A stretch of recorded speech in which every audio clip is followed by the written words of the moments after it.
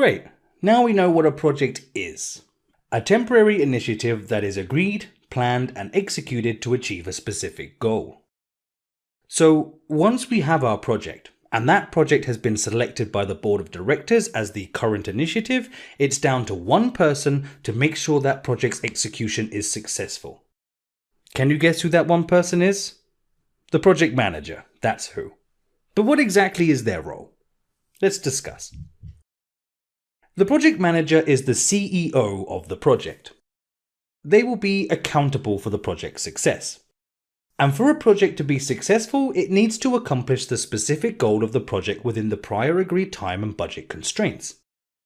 Everything needs to fit neatly into the project management triple constraint triangle, which we looked at in the first lesson, remember?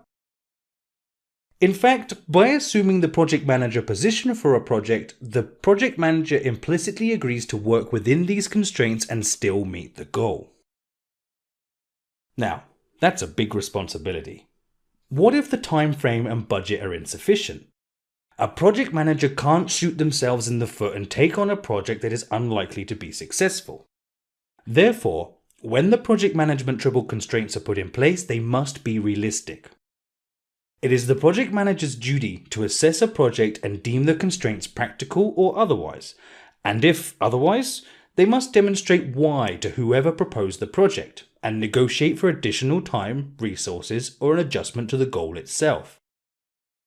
Of course, a project manager is well within their rights to refuse to head a project if they feel the difference between the set constraints and the realistic expectations is too large.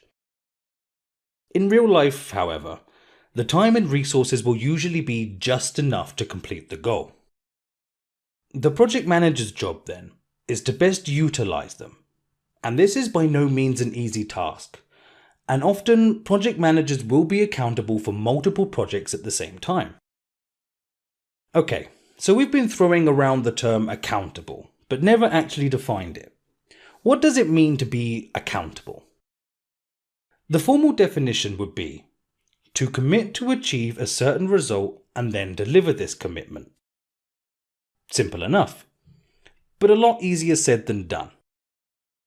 Let's shed light on the magnitude of this commitment. Project managers are accountable not only for their own tasks, but also all the tasks that other parties must work on and complete. This includes the project team members, support functions, managers, vendors, and other stakeholders. Any work that is important for the progress of the project. To achieve successful completion of the project, the manager needs to have full control and visibility on all project-related work and take actions immediately when identifying something is not progressing on track. They will be on hand to help others overcome their barriers and keep them motivated, all on top of their personal daily duties. Wow. Who would be crazy or brave enough to take on such accountability? Your friendly neighborhood project manager, that's who.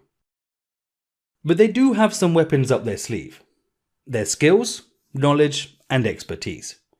These will help them make the best decisions and direct the work in the right direction.